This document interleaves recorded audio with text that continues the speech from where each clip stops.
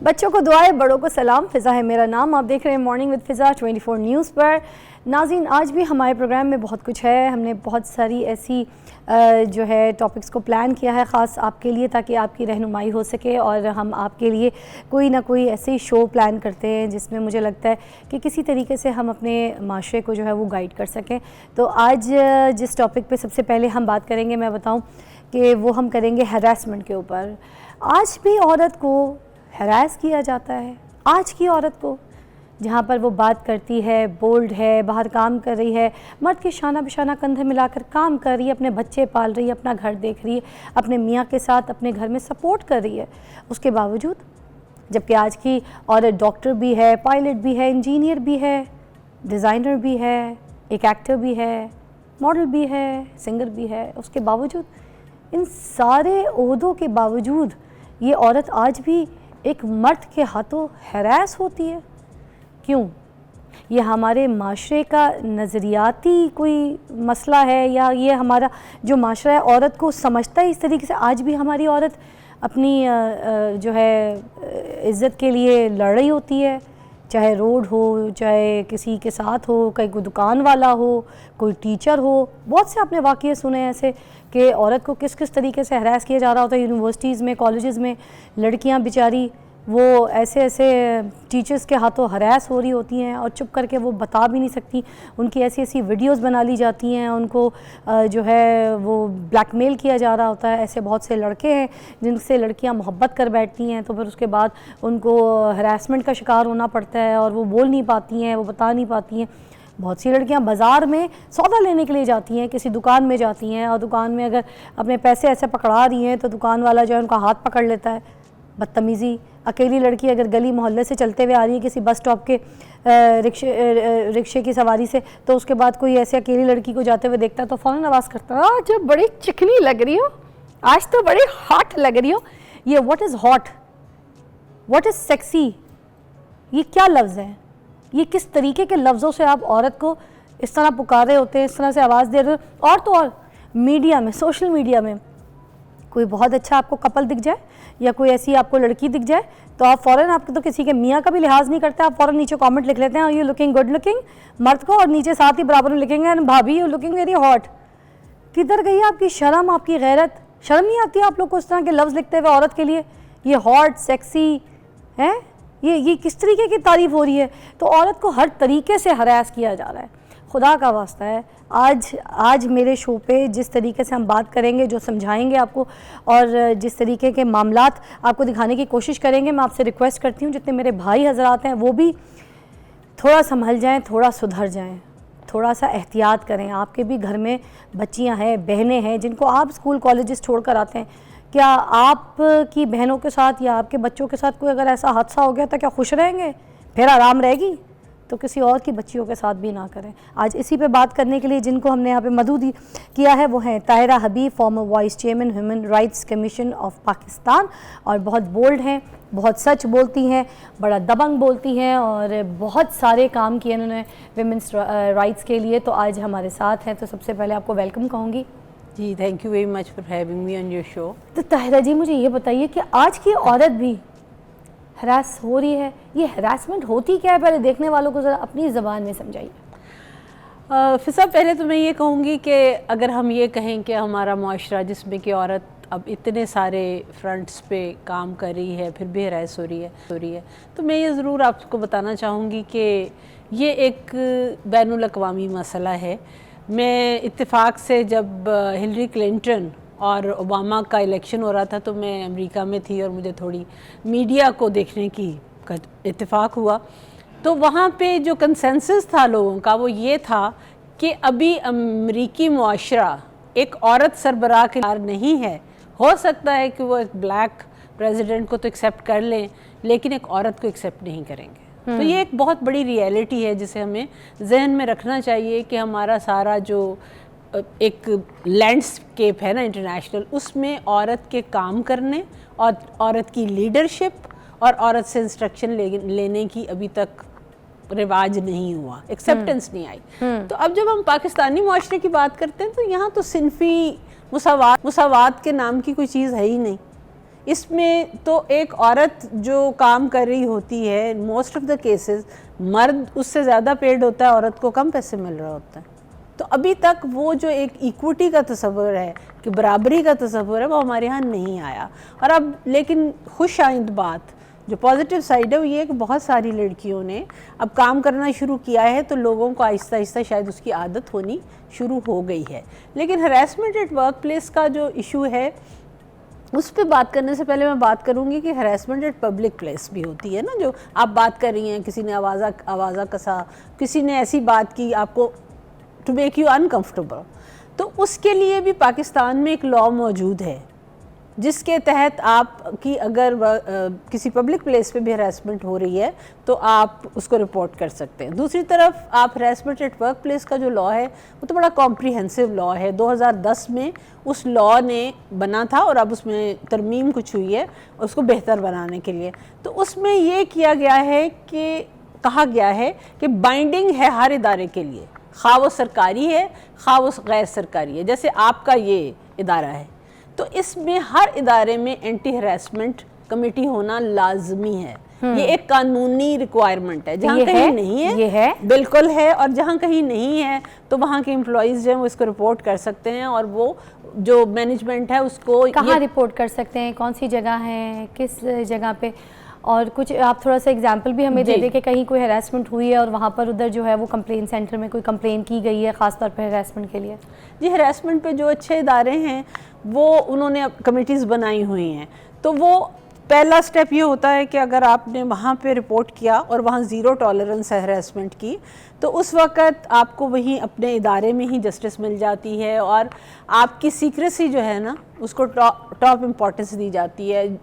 हरासर और the person who was harassed, अगर उनका कोई एमिकेबली कोई हो जाता है डिसाइड, उसमें पनिशमेंट्स हैं कि आप हमारे वहाँ एक चीज़ तायरा जी मैं ज़रूर इसको यहाँ पे नोटिस करवाना चाहूँगी, कभी अगर जैसे आपने कहा इदारों में भी इस तरह की चीज़ें होती हैं तो पहले तो अगर कोई लड़की शिकायत करने के लिए जाती है कि ये इस बंदे से मुझे डाउट है, ये मुझे इस तरह से इस नज़रों से देख रहा है और ऐसी कोई इसकी हरकत, तो पहले तो उसको ये जवाब दे दिया जाता अभी तक कुछ हुआ है, ऐसा कुछ उसने किया है, सिर्फ हाथ ही पकड़ा था, उसके आगे तो कुछ नहीं हुआ ना, उसके आगे तो कोई स्टेप नहीं लिया ना जी। तो फिर जब करेगा तो फिर बताइएगा। वो तो मतलब बंदा पहले इंतजार करे, पूरी तरीके से लड़की को हरास कर दे, सब तबाह बर्बाद कर दे, फिर हम जाके शिकायत करें। हरासमेंट की जो डेफिनेशन है ना वो उसको देखना पड़ेगा कि अगर ये लोग, ये तो प्रेवलेंट है ना कि लोग हरासमेंट समझते हैं सिर्फ और सिर्फ सेक्सुअल हरासमेंट को, हालांकि वर्बल हरासमेंट होती है। आप किसी को जो है जिस तरह से स्टेयर कर रहे हैं, किसी पे ऐसे कमेंट्स पास कर रहे हैं, you are making somebody uncomfortable, तो वो हरासमेंट में आती है।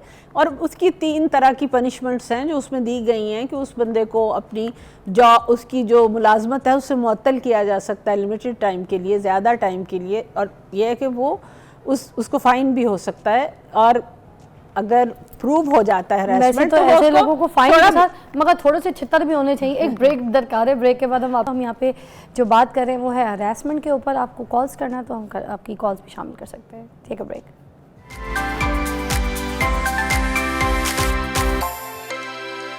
Welcome back. हमारे साथ ताहिरा जी हैं और हम बात कर रहे हैं हरासमेंट के ऊपर। मेरा सवाल ये है कि अगर किसी इदारे में कोई ऐसा हरासमेंट का सिस्टम नहीं है कि जहाँ पर स्पेशली कोई कंप्लेन कर सकें, तो फिर उस इदारे में क्या होगा, वो कंप्लेन कैसे की जा सकती है, वो औरत कहाँ जाए?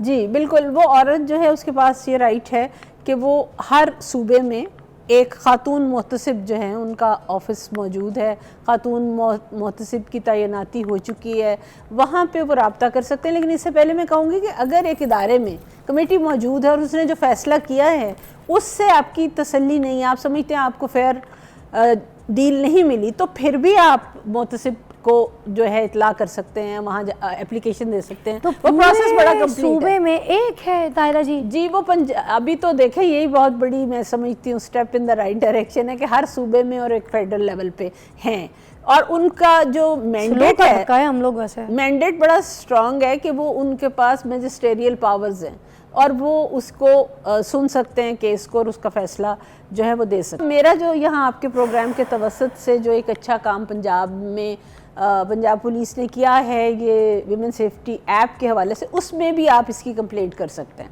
लेकिन मेरी उनसे ये दरख्वास्त होगी कि वो कुछ ऐसी एग्जाम्पल्स जो हैं और स्विफ्ट जस्टिस करके ऐसी एग्जाम्पल सेट करें कि जो इस तरह की मुआशरे में बैड मैसेजेस जा रहे हैं, ये इस तरह की मिसालों की वजह से वो ख़त्म हो और मुआशरे को ये पता चले कि अगर औरत शिकायत करती है तो जो स्टेट का ऑपरेटर्स है, जो रियासती इदारे हैं, वो औरत के साथ खड़े हैं, वो सर्वाइवर के साथ खड़े हैं, वो विक्टिम के साथ खड़े हैं। ये नहीं है कि वो उसकी नौकरी भी जाएगी और उसका घर भी बिक जाएगा। तायरा जी, मेरा फिर घूम फिर के सवाल वहीं आ गया कि उस बेचारी औरत की तो नौकरी भी चली गई, इज्जत भी पामाल हो गई, उसका तो रिस्क भी बंद हो गया, ठीक है, वो घर में कमाने वाली भी, जिम्मेदार भी, अपने माँ बाप, बूढ़े माँ बाप को देखने वाली भी। इस हालत में जो पूरी जिम्मेदारियां हैं उस औरत की, वो क्या करेगी, किस तरह पूरी करेगी, या चुप करके ये हरासमेंट का शिकार होती रहेगी? यही तो क्या बात करेगी? यही मैं एम्फसाइज करने की कोशिश कर रही हूँ कि कंप्लेंट और ऐसे कितनी औरतें होती होंगी हरासमेंट का शिकार, उसकी चुप रहती होंगी बेचारी। जी बिल्कुल। तो ये बैड एग्जाम्पल्स की वजह से है ना। तो अगर उनको ये इल्म में हो, मुआशरे में लोगों को पता हो कि अगर हमने कोई ऐसी हरासमेंट जो है वो की तो उस पर हम नौकरी से जाएंगे, सर्वाइवर नहीं जाएगा, तो फिर उसके बाद मेरा ख्याल है मुआशरे में वो वाली एक जो सेफ्टी एंड सिक्योरिटी का कॉन्सेप्ट है ना कंप्लेनेंट का, वो उसके लिए काम करने की जी, मसला यहाँ पर ये है ना कि अगर लड़की जाके पुलिस में कंप्लेन करती है ना तो पुलिस वाले तो खुद हरासमेंट करना शुरू कर देते हैं। पांचों उंगलियां एक बराबर नहीं है, ठीक है, सारे पुलिस वाले नहीं करते, मगर मोस्ट हमारा यहाँ पे प्रिटेंड लोगों को कराया हुआ है भी, लोगों के बहुत बुरे एक्सपीरियंस है कि लड़कियों के जहन में ये है कि जब भाई ये लोग तंग करें तो लड़कियां ये डरती हैं कि पुलिस वालों के पास जाएंगी तो डरेंगी कि भाई ये भी हमें आगे से तंग करेंगे, कोई हरास का ही केस है ना। और फिर आगे से अगर उनको भी अगर कोई ऐसे अगर पुलिस वाले भाई अगर अच्छे हैं तो ठीक है, वो तो किस्मत, अगर नहीं है तो फिर वो भी यही देखेंगे कि अच्छा मैं तुम्हारी जान छुड़ाता हूँ, तुम परेशान मत हो, मैं हूँ ना, तुम मेरे पास आओ। वो देखें, अभी मैं 2 दिन पहले ही couple of days back Kinnaird college में हम इसी मौजू पे बात कर रहे थे। तो जब ये बात हो रही थी तो एक बच्ची ने एग्जैक्टली उठकर यही बात की कि अगर हमें हरासमेंट का सामना हो और हम जाके कंप्लेंट करें तो कहाँ करेंगे लॉ इन्फोर्समेंट एजेंसीज के सामने, और हमारा फर्स्ट एनकाउंटर पुलिस से होता है और पुलिस वाले तो खुद हमें हरास करते हैं। तो एक 17 देखा ना, ये बात है ना, 1787 एक हेल्पलाइन है जिसमें आप पुलिस ऑफिसर के खिलाफ भी कंप्लेंट कर सकते हैं। अब ये सारे नंबर क्या हमें याद करने पड़ेंगे? बीइंग ए वुमेन हम ये सब चीज़ों को याद करके रखें। ये लोग नहीं ठीक हो सकते, ये लोग कैसे ठीक होंगे? एक जगह जाएं, दूसरे ये 1878 ये उस तरह के नंबर याद कर करके पागल हो जाएं, ठीक है। हमें हमारे घर में हमारे घर वालों के नंबर पूरे याद नहीं होते, उठा के इनके नंबर याद करने पड़े, तो ये माशरा ठीक नहीं हो सकता, ये माशी हालात नहीं ठीक हो सकते हमारे, ये सोच नहीं ठीक हो सकती, ये गंद नहीं जा सकती दिमाग से। सबसे पहले कि ये जो इस तरह के फतूर है औरत को देखते के साथ ही पहले पागल हो जाना है, पहले ये दिमाग गर्म हो जाना है, ये सब चीज़ें अगर ख़त्म हो जाएँ तो ये माशी हालात यहाँ पर ठीक ना हो जाए। क्यों उस तरह से औरत को इस तरह के कंप्लेन सेंटर्स में जाना पड़ रहा है, अपनी इज़्ज़त को पामाल करना पड़ रहा है, इतनी बेइज्जती करनी पड़ी है, नौकरियों से जान छुड़ानी पड़ी है। एक खातून है जिनको मैं बुलाऊंगी, जिनको रिसेंटली अपनी नौकरी से जान हाथ जो है ना छोड़ना पड़ा, वो बल्कि निकाली गई, सिंपल सी बात है वो केस में। आपको बात ये है कि ये हर कौम की ज़िंदगी में जो मुख्तलिफ स्टेजेस होती हैं ना, अब जैसे पाकिस्तान में जो वुमेन राइट्स की मूवमेंट है, जब उन लोगों ने शुरू की थी, वो मतलब आई मस्ट सल्यूट देम कि जिन लोगों ने ये सारे मसाइल को फोर फ्रंट पे लेके आई थी और उसके लिए स्ट्रगल की और हदूद ऑर्डिनेंस को ख़त्म करवाया और वो सारा कुछ, तो उस वक्त तो हालात इससे भी ज़्यादा ख़राब थे। तो अभी जो है हमें एटलीस्ट ये है कि हमारे पास कुछ एवेन्यूज़ आ गए हैं, कुछ ऐसी चीज़ें आ गई हैं कि ख़वातीन को अपनी जो है जी एक मसाइल के लिए कोई ना कोई एक डॉक्टर ऐसे दरवाजे हैं, अच्छी डॉक्टर हैं, ठीक है। और डॉक्टर आपको पता है पढ़ लिख के बंदा बनता है, अपनी एक जो है ना जान लगा के पढ़ता है और माहिर ग़िज़ाइयत है, ठीक है, मगर उसके बावजूद वो हरासमेंट का शिकार हुई हैं। वो केस भी मैं आपके सामने अभी ब्रेक के बाद उनको बुलाती हूँ, वो बात करेंगी। नौकरी से हाथ धोना पड़ा उनको, ये ज़िंदगी है? क्या ज़िंदगी है? जी बिल्कुल ऐसा है। एक ब्रेक के बाद आपको मिलते हैं, उनसे भी मिलवाती हूँ मैं आपको।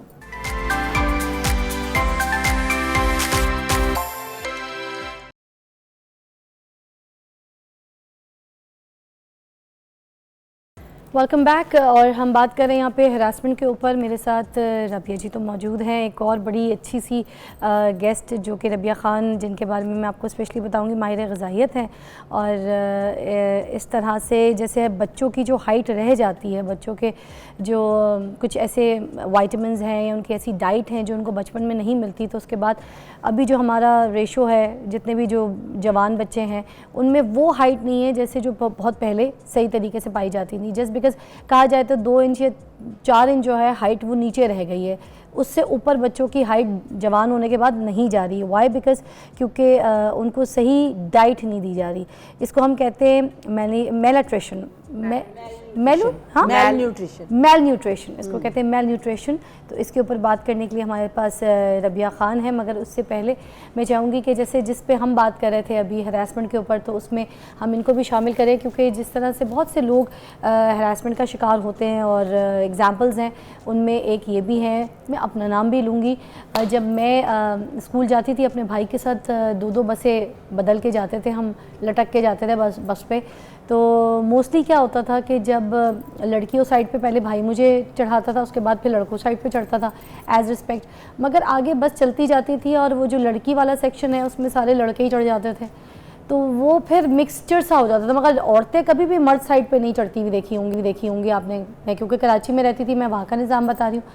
तो मोस्टली ये होता था कि कोई ना कोई या तो घुरियाँ ऐसी बुरी तरीके से लगाता था या फिर ऐसी हरकतें करता था। मेरा भाई तो पीछे होता था, वो किसी मर्द को ऐसे या किसी इंसान को ऐसे करते देख लेता था तो पीछे बस में दे धनादन रोज़ की चपेड़े, रोज़ के घूसे लात उसको पड़ रहे होते थे कि वो मार पीट के उतरता था किसी को। अब वहाँ पर सिनेरियो ये था कि किसी को ये नहीं पता था कि ये औरत जो चढ़ी है इसका भाई भी पीछे बैठा होगा। मगर अब जैसे ऐसे पकड़ने पे हाथ रख रहे हैं तो हाथ पकड़ लेंगे, ठीक है, कंधे से कंधा मिलाएंगे या उतरने की जल्दी से कोशिश करेंगे तो पूरे जिस्म से जिस्म मिला के तो उतरने की कोशिश करना, ये क्या होती है। आज मैं मीडिया में हूँ, मैं बैठ के बोल रही हूँ, तो इसके अलावा बाकी लड़कियाँ डर जाती हैं, बोल नहीं पाती, बता नहीं पाती। ऐसी बहुत सी बहन बेटियाँ मेरी काम के लिए, बच्चों को छोड़ने के लिए, स्कूल के लिए निकलती हैं, जॉब्स के लिए निकलती हैं, बसों का सफ़र करती हैं। खुदा के लिए इस तरह की हरकतें ना कीजिए, हर कोई अफोर्ड नहीं कर सकता। तो इसी तरह ये बसेस का सहारा लेकर ट्रैफिक में अगर इस तरह की ये जो वायलेंस, इस तरह की हरकतें होंगी, इस तरह की हरासमेंट होंगी, तो ये तो ठीक नहीं है, तो बदतमीज़ी, ये तो बगैरती है। खैर, हमारे पास जो रबिया हैं वो भी कुछ एक्सपीरियंस मुझे लगता है शेयर करेंगी। आपने जैसे मुझे बताया था, मैं चाहूँगी कि आप देखने वालों को भी बताएं, क्योंकि हमने खुद अपना माशरा ठीक करना है। रबिया, कोई आकर ठीक नहीं कर सकेगा मुझे लगता है, ना कोई इदारा, ना कोई पुलिस स्टेशन, ना कोई कंप्लेंट सेंटर। सबसे पहले हमने इनको अवेयरनेस देनी है, हमने इनको बताना है अपने कैसे बचना है और किन किन लोगों से बचना है। मेरा ख्याल है सबसे पहले ये चीज़ घर की तरबियत से शुरू होती है। जब माएँ बेटियों को बहुत समझाती हैं तो पट्टा ठीक से रखो, कपड़े ठीक से पहनो, बेटों को नहीं समझाती कि नज़रें झुका के रखो। बेटों को बहुत लिबर्टी होती है, 12 बजे आ रहे हैं, 1 बजे आ रहे हैं, कोई नहीं पूछ रहा। बेटी मगरिब से के बाद थोड़ा सा टाइम बाद आ रही है तो उससे 100 सवाल किए जा रहे हैं। तो ये जो बायसनेस है ये ख़त्म करनी पड़ेगी। पेरेंट्स का हक, मतलब पेरेंट्स को चाहिए कि वो सबसे पहले अपने बेटों की तरबियत करें। हाँ, मैं ये नहीं कह रही कि अगर बेटी भी लेट आ रही है तो उससे सवाल ना करें, मुझे पता आप ये नहीं कह रही, मगर आप ये कहना चाह रही हैं कि बेटे जब लेट आए तो उनसे सवाल नजर रखें उस पे।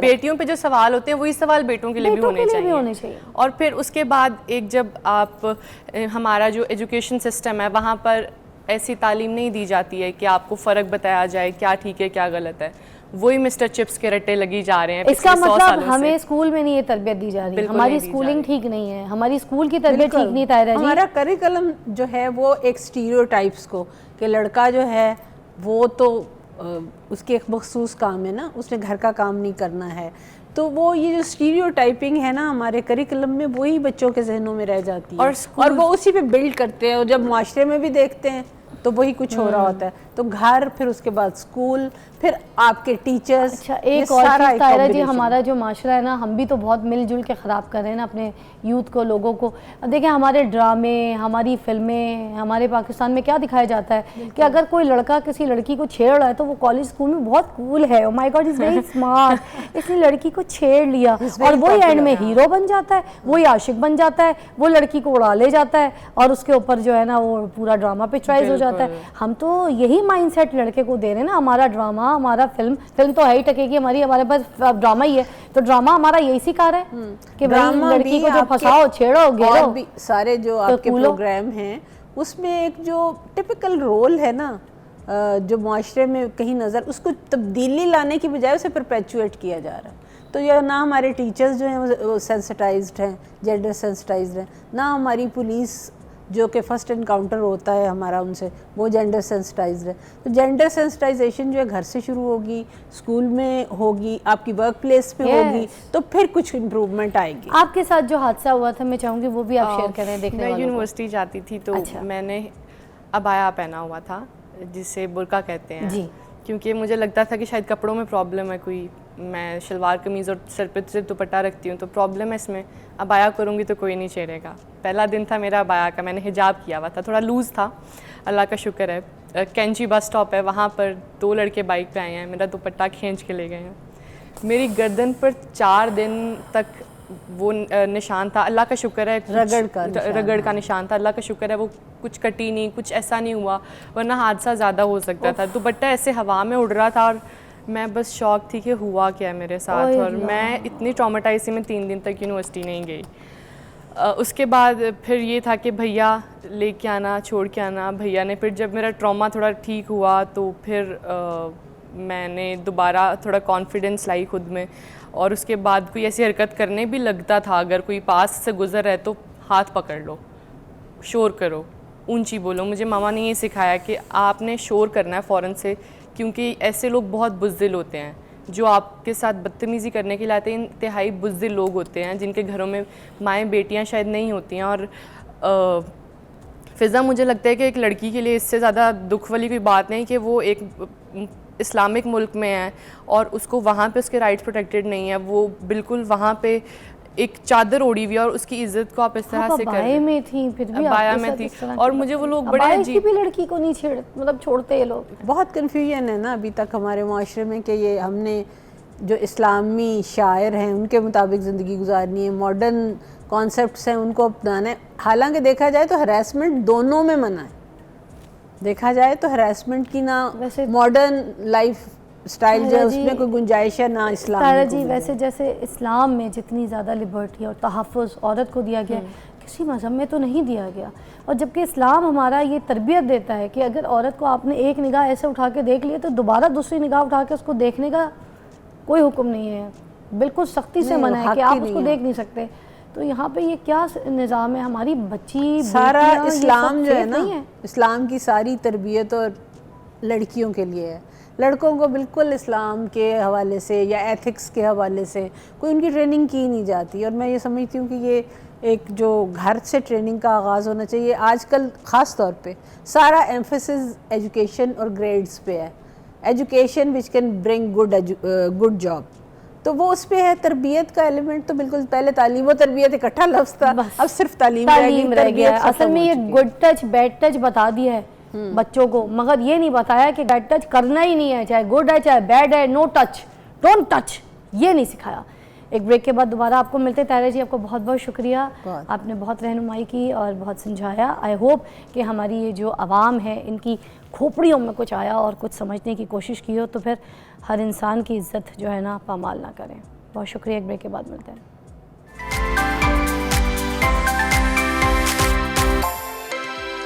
तायरा जी, सबसे पहले मैं आपसे शुरू करना चाहूँगी, जो औरतों की हरासमेंट है अभी तक इस माशरे में इतनी ज़्यादा है, इतनी ज़्यादा रेशियो पर पाई जाती है।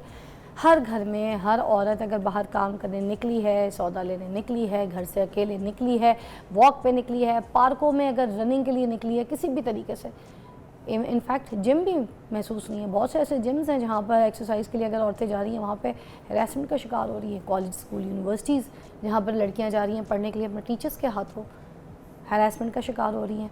पर्दा करने वाली औरतें बुर्खा लेती हैं, बाया लेती हैं, मगर हरासमेंट का शिकार हो रही हैं। शर्म नहीं आती इन लोगों को जो हरास करते हैं। मर्द का काम हरास करना है या मर्द का काम औरत को इज़्ज़त देना है? देखें जी, मैं भी जब शोबिज़ इंडस्ट्री में आई थी तो लोग बहुत सारे अच्छे बुरे किस्म के मुझे मिलते थे, और सामने देखने वाले की निगाह जो है ना मुझे पहले ही बता देती थी कि ये बंदा सही नहीं है। अच्छा, ऑल दो बंदा तो बंदा, कुछ मुझे बंदियाँ भी समझ आ जाती थी कि ये बंदियाँ भी सही नहीं है। ये चीज़ें मुझे पहले नहीं पता थी। जब मैं अपने घर से काम करने निकली, मुझे उस वक्त तक सिर्फ ये पता था कि बंदे की निगाह ख़राब हो सकती है या बंदा हरास कर सकता है। बाद में मुझे समझ आई कि औरत औरत को भी हैरास करती है। आई स्वेयर, मैं आपको ये कोई बात ऐसे बना के या कोई झूठ या फ्रॉड में कोई ऐसे बात नहीं बोल रही हूँ। ये माशरा जो देख रहा है अभी मुझे, ये अच्छी तरीके से समझता है कि मैं बात ठीक कर रही हूँ। एक औरत औरत को भी हैरास करती है। और आज अगर हमने अपने दौर में इस सिचुएशन में, इस माशरे में अगर लोगों को ये समझाना है कि आपने मर्द की हैरेसमेंट से बचना है, तो हमने साथ साथ ये भी बताना है कि आपने एक औरत की हैरेसमेंट से भी बचना है, औरत हो के। तो ये माशरा है हमारा। आज इस पे बात करते हैं। हमारे साथ तायरा जी हैं, बहुत बहुत शुक्रिया आपका, और आप हमारे साथ राबिया है, बहुत बहुत शुक्रिया आप दोनों का। मैं चाहूँगी इस पे ज़रूर आज खुल के ज़रा बात करें, ताकि हम जिन जिन लोगों को गाइड कर सकें, जिन जिन लोगों को संभाल सकें, संवार सकें, प्लीज़ वो करें, क्योंकि ये किस एजुकेशनल बेस पे कि ताकि हम लोगों के मसले को सॉल्व कर सकें। तो तायरा जी, ओवर टू यू। सबसे पहले आप क्या कहना चाहेंगे इस बारे में? जी, मैं ये कहना चाहूँगी कि ये वाकई एक बहुत बड़ी हकीकत है कि हमारे माशरे में जो औरत घर से निकलती है, चाहे वो पढ़ने के लिए निकले, चाहे वो जॉब के लिए निकले, चाहे वो जैसे आप बता रही हैं किसी रिक्रिएशन के लिए निकले, तो उसको हरेसमेंट का सामना ना सिर्फ पब्लिक प्लेसेस पे करना पड़ता है, बल्कि वर्क प्लेस पे भी करना पड़ता है। वर्क प्लेस जहाँ पे उसको हर रोज़ जाना होता है, हर रोज़ उसने 8 से 9 घंटे वहाँ पे स्पेंड करने होते हैं, और उसमें मुझे लगता है कि आप घर में इतना टाइम नहीं गुजार रहे होते जितना आप अपनी वर्क प्लेस पे गुजार रहे होते। तो it should feel like a family. वो वर्क प्लेस जो है उस पर रिस्पेक्ट जो है। अभी भी तायरा जी, आप खुद के बात नहीं कर रही, जिस बात पे मैं बात करना चाह रही हूँ, जिस बात पे मैं लेकर आना चाह रही हूँ, आप थोड़ा घबरा रही हैं, मगर मैं फिर आपको उस पॉइंट पे घुमा के लाऊंगी। मुझे पता है देखने वाले अभी मुझे गाली भी निकालेंगे, मुझे बुरा भी बोलेंगे, मेरे बारे में बकवास भी करेंगे, इस कमेंट में नीचे वीडियोस के जाके बहुत कुछ लिख रहे होंगे। लिखते लिखे, मुझे को फ़र्क पड़ता है क्या? मुझे ये फ़र्क पड़ेगा कि आपको फ़र्क पड़े। आपके घर में जो माँ बहन बेटियाँ बैठी हुई हैं ना, मैं चाहती हूँ वो एजुकेट हों, उनको पता चले कि ये जो माशरा है ये किसी भी तरीके से महफूज नहीं है। मैं आज की औरत को महफूज देखना चाहती हूँ, आज की औरत को महफूज करना चाहती हूँ, मेरा मकसद है। सिंपल सी बात है। मैंने जैसे ये बात बताई है कि आज का माशरा जैसे मर्द औरत को हरास कर रहा है, उसी तरह औरत औरत को भी हरास कर रही है। इस हरासमेंट से हमने बचाना है, हमने एजुकेट करना है हमारे आज के बच्चे को, लड़की को समझाना है। हमने हमारे घर से निकलने वाली सारी औरतों को ये समझाना है कि हरासमेंट हर तरीके से, आपने चुप नहीं रहना, ये ताला मुंह पे आपने नहीं लगाना, खौफ में नहीं आना, घबराना नहीं है। बहुत सी लड़कियां खौफजदा होकर नहीं बोलती, घबरा के नहीं बोलती कि घर पे आएंगे बताएंगे एक औरत के हाथ हरास हो गए, एक मर्द के हाथ हरासमेंट हो गई है, हमने घर में जाके बताया तो हमें घर वाले जो है ना काम करने नहीं देंगे, आगे पढ़ाई रह जाएगी, अम्मी घर बिठा देंगी, भाई शादी करा देगा। डर जाते हैं, ये इतना बड़ा हादसा हुआ है, उसको ट्रॉमे में लेके बिल्कुल कुछ अजीब सिचुएशन में चले जाते हैं। बच्चियाँ नींद की गोलियाँ खाना शुरू कर देती हैं, साइकेट्रिस्ट के पास जाना शुरू कर देती हैं, चुप हो जाती हैं, कोने में बैठ जाती हैं। ऐसी सिचुएशंस क्यों होती हैं? क्योंकि आप घबरा जाते हैं, डर जाते हैं। भाई बोलें, डरना नहीं है आपने, भले अपने घर वालों के साथ बात करें। जब आपके साथ कोई बदतमीज़ी करे, चीखें चिल्लाएं, आवाज़ निकालें। ये आवाज़ जो घुट जाती है ना, अंदर गायब हो जाती है, मुझे पता है अंदर घुट जाती है, आवाज़ थोड़ी निकलती है ऐसी सिचुएशन में। आवाज़ ऐसा होता है थोड़ी देर के लिए साइलेंस, सब कुछ ब्लैकआउट हो जाता है, वो होता है, मगर आपने बोलना है, आवाज़ उठानी है, चीखना है, चिल्लाना है। ये सिचुएशंस अपने ऊपर तारी नहीं। इस पे बात करेंगे हम आज। ताहिरा जी, सबसे पहले मैं चाहूँगी इस पे बात करें और खुल के बात करें। फिज़ा, बात ये है कि हमें अपनी जो सोशल रियलिटी है ना उसको सामने रखना पड़ेगा। मजबूरी है कि आप कह रही हैं कि अगर आप किसी बच्ची की हैरेसमेंट हुई है तो वो जाके अपनी फैमिली से बात करे, तो फैमिली तो उसको चुप करवाने वाली है। आप आवाज़ निकालने पे फैमिली तो उसको कहती है कि देखो तुमने तो हमें बदनाम कर दिया, हमने तो गलत फैसला किया था जो तुम्हें जॉब करने की इजाज़त दी थी, जॉब करके तो तुम you have brought bad name to the family. तो हमें इन सारी सोशल रियलिटी को सामने रखते हुए हमें अपनी जो यूथ है उसे एजुकेट करना होगा तो कि आपने जब भी आपको भी शामिल करते हैं, रबिया मुझे बताओ, तो फिर क्या लड़कियों को डर के घबरा के घर बैठ जाना चाहिए? नहीं, ऐसा तो बिल्कुल नहीं है। काम छोड़ के, तुम क्या कहती हो? मैं तो ये कहती हूँ कि सबसे पहले पेरेंट्स को काफ़ी सपोर्टिव होना चाहिए। आपने बात बिल्कुल ठीक की है कि पेरेंट्स गैरत का मसला बना लेते हैं कि हमारी बेटी को छेड़ा है, कल को कुछ और भी हो सकता है, बड़े बड़े हादसात होते हैं। और हरासमेंट जैसे कि ताहिरा आपा बात कर रही हैं, बाहर वर्क प्लेसेस पे कोई इस बात पे बात नहीं करता कि बहुत से बच्चे सगे रिश्तों के हाथों हरास, मोलेस्ट और डोमेस्टिक वायलेंस में तो यही हो रहा होता। बहुत से बच्चे हैं जो सगे रिश्तों के थ्रू ही हरास होते हैं और इस बारे में भी कोई बात नहीं करता। घर के अंदर ही हो रहे होते हैं। घर के अंदर ही हो रहे होते हैं। मैं ऐसे बहुत से केसेस जानती हूँ। मैंने 1 साल सर्विसेज हॉस्पिटल में की है अपनी इंटर्नशिप, और मेडिसिन में भी की है और पीड्स में भी की है। तो बहुत से पेशेंट से मेरा इंटरेक्शन रहता था, और मेरी साइकेट्रिक वार्ड वालों से बहुत अच्छी दोस्ती थी। वहाँ पे साइकोलॉजिस्ट मेरी बहुत अच्छी दोस्तें थी। तो वो बताती थी कि हमारे पास जो पेशेंट्स आते हैं, जो बच्चे आते हैं, 8 से 10 साल के दरमियान बच्चे हैं, उन्हें नहीं पता कि उनके साथ हो क्या रहा है, लेकिन वो अपने किसी चाचू, मामू, ताया या फादर, स्टेप फादर से हरास होते हैं, ख्वाह वो बेटी है या बेटा है। और हमारे घर वालिदैन बहुत ट्रस्ट करते हैं रिश्तों पे, तो इनको डिटेक्ट करना बड़ा ही मुश्किल होता है। लेकिन अनफॉर्चुनेटली बच्चों को पता ही नहीं होता, 8 से 10 साल के बच्चों को, कि उनके साथ हो क्या रहा है, किस किस्म का रवैया है, ये ठीक नहीं है। हम बताते ही नहीं है, इस बारे में बात ही नहीं करते। देखिए, इज़्ज़त और गैरत का जो एक लेबल है ना, वो इन्होंने बड़ी गलत चीज़ों पे लगाया हुआ है। जिन चीज़ों पे लगाना चाहिए उन पे है ही नहीं, और जिन पे नहीं होना चाहिए वहाँ पे इतना बड़ा पर्चा लगाया हुआ है, इज़्ज़त एंड गैरत। दे नीड टू अंडरस्टैंड कि आप हरास या मोलेस्ट होते हैं, विक्टिम का कसूर नहीं है। विक्टिम तो बेचारा पहले ही परेशान है, आप ऐसी बातें करके उसको मज़ीद परेशान कर रहे हैं, उसे मज़ीद डिप्रेशन में डाल रहे हैं, ताकि बल्कि आप मुआशरे की तरफ जाएं। जिसने ये हरकत की है उसकी हड्डियों से वो चीज़ निकलवाएं, उससे पूछें कि तुम्हारी जुर्रत कैसे हुई मेरे औलाद को देखने की भी। ये बात होनी चाहिए। तो ये तो पेरेंट्स जो हैं, जब तक वो है अपने बच्चों के लिए सपोर्टिव नहीं होंगे इस चीज़ में, तो उनकी एजुकेशन की ज़रूरत है। स्कूल में जाएं तो स्कूल में एक तो मदरसों का तो आप हर रोज़ सुन रही होती हैं कि मदरसों में बच्चे मोलेस्ट हो रहे होते हैं, हर जगह ही हो रहे हैं। हाँ जी, अब स्कूलों में आपको जेंडर सेंसिटाइजेशन की ज़रूरत है। आपको बच्चों के करिकुलम में बुनियादी तौर पे ये चीज़ डालने की ज़रूरत है कि उनको पता हो कि अगर उनकी कोई ऐसी हरासमेंट हो रही है तो उन्होंने खामोश नहीं रहना, उन्होंने कहाँ पे बात करनी है, कैसे बात करनी, और रिसेप्टिव होना चाहिए पेरेंट्स को। Parents should stand by their children कि वो उनको इस फर्दर किसी किस्म की हरासमेंट से बचाएं। और अगर पेरेंट्स सपोर्टिव होंगे तो फिर ये ऐसी एग्जांपल सेट होंगी कि फिर स्कूल को भी पता होगा, फिर वर्क प्लेस पे भी लोगों को पता होगा कि इनकी तो फैमिली बहुत सपोर्टिव है, यहाँ तो बहुत हंगामा हो जाएगा, यहाँ तो हमें जो है लेने के देने पड़ जाएंगे। तो फिर उस सूरत में जो मुख्तलिफ जो आप डॉट्स हैं ना उनको जोड़ें, तो फिर उस सूरत में यहाँ पे कोई तब्दीली जो है ना समाजी रवैयों में आ बिल्कुल सही सकती है। Thank you so much both of you. और एंड में मैं ये बात बोलूँगी एज एग्जांपल भी, बल्कि आपको समझाऊंगी कि बच्चों के साथ ना दोस्ती बहुत रखें, उनको गुड टच बैड टच के बारे में बताएं, इस तरह से हरासमेंट, ऐसी गंदी निगाह,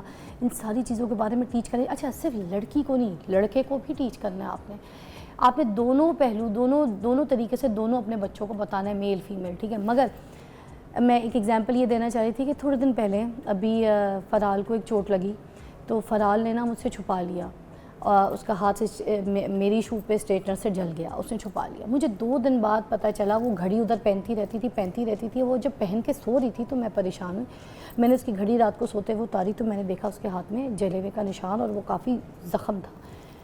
मैंने उसको डांटने के बजाय, सुबह उसको पूछने के बजाय, एक तो मेरी यहाँ पर भी मेरी टीम, मैंने आपको बताया सारी बहुत पॉजिटिव है।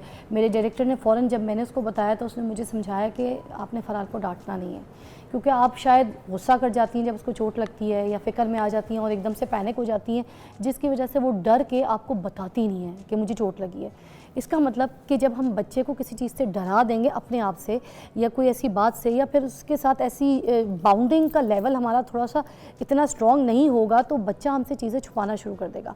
अब जबकि मैंने उसको सारी एजुकेशन इस तरह की दी हुई है कि चोट लगेगी तो फ़ौरन बताना है, फर्स्ट एड ऐसे होगी, टीचर्स के पास हो तो वहाँ पे भी नर्सेज हैं, कैसे जाना है स्कूल में सब पता है, मगर उसके बावजूद वो डर खौफ से नहीं बताया कि मामा गुस्सा करेंगी, पैनिक होंगी, मुझे डॉक्टर पे ले जाएंगे, इंजेक्शन होगा, तो वो डर गई, उसने बताया नहीं। हमने बच्चों के साथ अपनी केमिस्ट्री ऐसे रखनी कि अल्लाह ना करे कल को भले हमने सब कुछ बताया, गुड टच बैड टच, गंदी निगाह, ये वो, मगर उसके बावजूद वो अगर कोई ऐसी बात हो तो फ़ौरन हमें आके बताएं, ताकि हम सामने वाले की हड्डियों का जूस निकाल दें।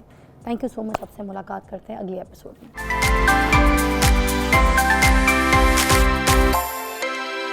Welcome back. आप देख रहे हैं मॉर्निंग विद फ़िज़ा, और अभी मेरे पास मौजूद है रबिया ख़ान, जो हमसे स्पेशली इस टॉपिक के ऊपर बात करेंगी कि जो बच्चों की हाइट रह जाती है, बहुत प्रॉब्लम्स हो जाती हैं बच्चों को हाइट बढ़ाने के लिए। सबका बहुत काम होता है, ख़ास तौर पे जो माएँ होती हैं वो बहुत परेशान होती है कि हमारे बच्चों की हाइट जो है वो अच्छी होनी चाहिए, लंबी होनी चाहिए।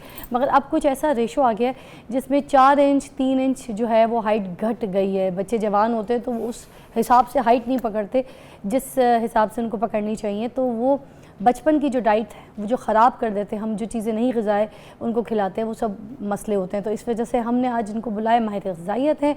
और रबिया ख़ान, सबसे पहले हम आपसे पूछेंगे कि कौन सी ऐसी ग़िज़ाएँ हैं जो बच्चों की हाइट बढ़ा देती हैं, बताइए जी। अंडे, उसके अलावा देसी चिकन और साथ साथ बनाना, केला बहुत अच्छा है बच्चों की हाइट के लिए। उसके अलावा फ्रूट्स, ग्रीन वेजिटेबल्स और नाशपाती बहुत अच्छी होती है। लेकिन बच्चों की हाइट से पहले ना एक फ़ेज़ होता है जब बच्चे अभी पैदा नहीं होते हैं, फैक्टर्स होते हैं कुछ ग्रोथ के। अब हमें लगता है कि जी बच्चे खाना खा रहे हैं, नहीं ठीक खा रहे तो उनकी हाइट ख़राब है, नहीं। प्रॉब्लम शुरू होती है जब औरत कंसीव करती है। जब एक माँ अच्छी डाइट नहीं ले रही ड्यूरिंग प्रेगनेंसी तो वो चीज़ अफेक्ट करती है बेबी पे। उसके अलावा जीन्स होते हैं जो कि मेजर रोल प्ले करते हैं बच्चों की हाइट पे। अगर फादर और मदर लंबे हैं या कोई एक भी लंबा है तो उससे बच्चों की हाइट भी अच्छी होती है, या पीछे से जेनेटिक्स में अच्छी हाइट आ रही है। मैं एक डाइट फॉलो करती थी, एक्चुअली एक टोटका फॉलो करती थी फ़राल की पैदाइश से पहले। तो आप इसके मुझे बता सकेंगी फ़वाइद क्या थे? क्योंकि मैं तो सिर्फ इसको टोटका समझ के लेती थी, मगर आप क्योंकि माहिर ग़िज़ाइयत है तो आप सही तरीके से बता सकेंगी। मैं करती थी जैसे दूध है, आधा दूध आधा पानी, क्योंकि प्रेग्नेंट वुमेन को थोड़ा सा गैस का प्रॉब्लम होता है, ब्लॉटिंग का प्रॉब्लम होता है, ऐसा लगता है पेट फूला फूला है ना। तो उस वजह से आधा दूध आधा पानी नीम गर्म करके, और ठंडा चाहे तो ठंडा भी पी सकते हैं। तो सुबह सुबह नहार मुँह करती थी मैं कि एक सेब का बाइट छिलके के साथ, फाइबर के साथ बाइट लिया, मुँह में थोड़ा सा चबाया, और उसके बाद दूध लिया, दूध का एक सिप लिया। उसके बाद जो बादाम है रात को भिगोए हुए छिलके समेत, छिलके नहीं उतारती थी मैं, मगर भिगो देती थी, और उसके बाद वो बादाम खाती थी, फिर उसको चबाती थी। फिर इसी तरह ये सर्कल चलता था, एक सेब की बाइट, फिर दूध का सेब, फिर बादाम। तो अब इसके क्या ग़िज़ाएँ हैं, इसमें क्या टोटके के पीछे क्या फ़िलॉसफ़ी है, वो ज़रा आप बयान। अच्छा, ये जो टोटका होता है ना, इससे ये बहुत औरतें करती हैं और उनको होता है कि उनके बच्चे बड़े गोरे चिट्टे और क्यूट और गोलू मोलू होंगे। और फ़राल भी शायद गोलू मोलू और आलू गोरी जब पैदा नहीं उठती थी। हाँ। बिल्कुल। लेकिन जो दूध और सेब और बादाम है, हमें जो न्यूट्रिएंट्स हैं कंबाइन करके कभी नहीं लेने होते, अलग अलग लेने होते हैं। लेकिन आपने कंज्यूम किया, उस टाइम पे खुराकें भी अच्छी थी, अब तो खैर बड़ी मिलावट हो गई है। तो इससे ये होता है कि आपके फाइबर भी जा रहा है, कैल्शियम भी जा रहा है, विटामिन डी भी जा रहा है, और नट्स में जो हमारे हेल्दी ऑयल है वो भी जा रहा है, आपकी बॉडी को फैट्स हैं। तो इससे आपको सारे न्यूट्रिएंट्स मिल रहे हैं। उससे बच्चे की हाइट, उसके अलावा बच्चे की डेवलपमेंट, बच्चे का जो दिमाग बनता है शुरू के फर्स्ट फ्यू ट्राइमेस्टर में, तो ऐसा होता है कि ये सिर्फ एक चीज़ हाइट को नहीं, उसके अलावा बच्चे की ओवरऑल ऑर्गन्स की जो ग्रोथ हो रही है उसके लिए भी बड़ा अच्छा होता है। तो एक अच्छी चीज़ है। लेकिन ये है कि हमें ना वक्फे से चीज़ें खानी चाहिए। पहले सेब खा लिया, 15-20 मिनट बाद दूध ले लिया, 15-20 मिनट बाद बादाम ले लिए, ठीक है, फ्रीक्वेंटली, लेकिन एक एक करके, ठीक है, फ्रूट और मिल्क। और मिकदार कितनी? एक एप्पल मीडियम साइज़ जो होता है, 8 से 10 बादाम, और एक जो कप दूध का नॉर्मली लोग लेते हैं। लेकिन आप जैसे बता रहे हैं कि ब्लोटिंग होती है तो उसको डाइल्यूट करके दूध लेते हैं, तो वो भी काफ़ी अच्छा होता है कि डाइल्यूट करके आप पूरा सही से नहीं दूध पी पा रहे। तो हो सकता है सबको प्रॉब्लम ना हो, मुझे तो थी। नहीं, ये बहुत होती है, बहुत कॉमन है। आप यानी जो प्रेग्नेंट औरतें होती हैं वो देसी घी नहीं खा सकती, दही नहीं सही से खा सकती। मैं देसी घी का कहती थी मेरे सर पे लगा दो, मतलब मुझे खिलाना नहीं। नौजिया होता है और चॉइसेस होती हैं, फूड चॉइसेस। अंडे से कुछ लोगों को नफरत हो जाती है। अंडे से होती है बहुत लोगों को। अंडा तो फिर हाइट बढ़ाने के लिए बच्चों के लिए बहुत इंपॉर्टेंट होता है। वो आप कह रही हैं कि प्रेगनेंसी के टाइम पे औरत वो चीज़ें खाए जिससे बच्चों की हाइट और सारी जो ताकत है उनको मिले। फिर अब वो अंडा जब अच्छा, अंडे की कुछ मुर्गी नहीं खा पाती, बड़ी फॉर्म्स होती हैं अंडों की। हमने सिर्फ ऑमलेट देखा है और फ्राइड एग देखा है। उसके अलावा हम फ्रेंच टोस्ट की सूरत में ले सकते हैं। एग फ्राइड राइस की सूरत में ले सकते अच्छा। हैं। यानी आपको अगर एक चीज़ एक सूरत में पसंद नहीं तो आ रही, दूसरी सूरतों से हमने इसको खा लेना कंज्यूम है। कर सकते हैं, जबरदस्त, क्योंकि और उससे बच्चे दिल की भी नहीं हाइट के खराब लिए होता। हाँ ये जी। प्रेगनेंसी टाइम पे ही हमने चीज़ें शुरू करनी है ताकि बच्चों की जो नशोनुमा है, उनकी हाइट है, उस पर बहुत अच्छा इम्पैक्ट पड़े। एक ब्रेक के बाद दोबारा ज्वाइन करते हैं, उसके बाद यहाँ रबिया से पूछेंगे कि जब बच्चा पैदा हो गया अब उसको ऐसी कौन कौन सी ग़िज़ाएँ खिलानी है जिसकी वजह से उसकी हाइट जो है वो लंबी निकले, टॉल बेबी निकले। ठीक है, टेक अ ब्रेक।